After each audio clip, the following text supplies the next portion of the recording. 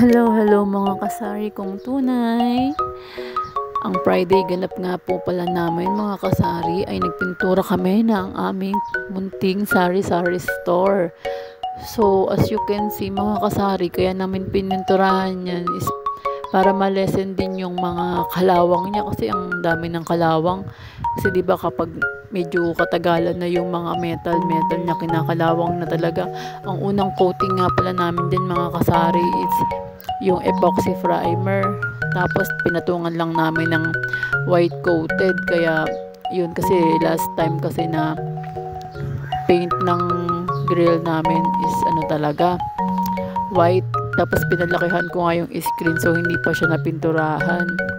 Nagkamali nga ako mga kasari, dapat pala ang ginawa ko bago ko pinapalitan ng grills to, pininturahan muna namin yung grills para at least hindi na kami nagpaint ng bonggang-bongga. So ang hirap din yung pinturahan kasi nakakabit na yung pinaka-frame niya. Tapos tagtanggal pa talaga ako ng mga paninda namin, kaya medyo natagalan din kami at hassle din kasi syempre may mga bumibili din.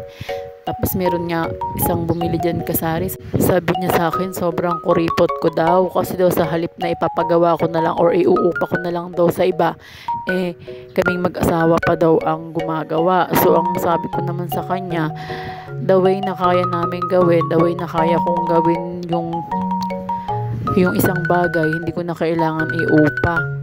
Kasi dagdag gastos din kasi yun. Tsaka syempre, hindi naman pwede na babayaran ko lang siya na gagawa siya.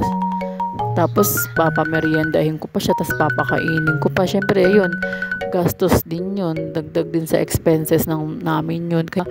Kahit na papano, kaya naman namin magpintura. Wala naman din kaming gagawin nung time na yun. Kaya kami na lang dalawa ni Jowa yung nagpintura.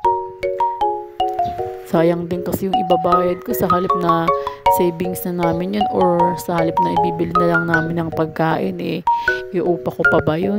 Diba? Ngayon kasi hindi na uso yung nagpapagawa-pagawa ka pa kapag kaya mo naman. Ikaw na mismo yung gagawa para sa sarili mo.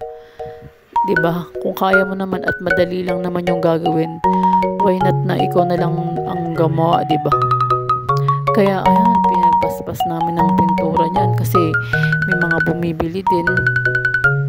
Hindi naman pwedeng hindi namin pagbibilang. Sayang din naman, yung benta din yun. Kaya sinipagsipagan na lang din namin at tinaga-tsaga na lang din namin yung pagpipintura. Kaya sabi ko nga, kapag natapos na to, wala na kaming masyadong problema kasi yung alikabok malilesen na, hindi na din ako masyadong magpupunas ng mabuti kasi ito okay naman na. Ang hirap kasi kapag lagi akong nagpupunas tapos parang nalulukot kasi mabuti yung mga chichirya kapag lagi kong pinupunasan, kasi kapag nagpupunas ako talagang nire-remove return ko talaga siya, kasi kapag hindi ko siya nire-remove return hindi naman siya magiging maayos ang paglilinis. Kaya ang ginagawa ko, nire-remove return ko talaga siya isa-isa. Kaya yung maghapon ko lang sa paglilinis lang ng tindahan at the same time nagbebenta pa, nauubos din.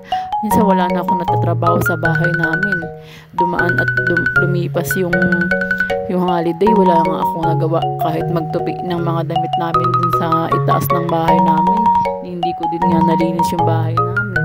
Sabi ko pa naman Friday or Thursday lilinisin ko siya, pero ang ending hindi ko din naman siya nalinis. So ang nag-focus na lang ako sa pagpaint ko ng store ko kasi wala na din naman kasi akong ibang choice kundi unahin siya, kasi si Mr.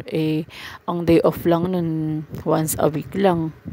Kaya hindi din naman din niya ako matutulungan sa ibang mga gawain. Tapos pag umuwi naman din siya, hindi naman din ako agad nakapaglinis kasi nag-prepare naman ako ng pagkain namin. Kaya hindi talaga ako makapaglinis ng bahay namin. Hindi ko din naman maipakita sa vlog kasi syempre nakakahiya naman.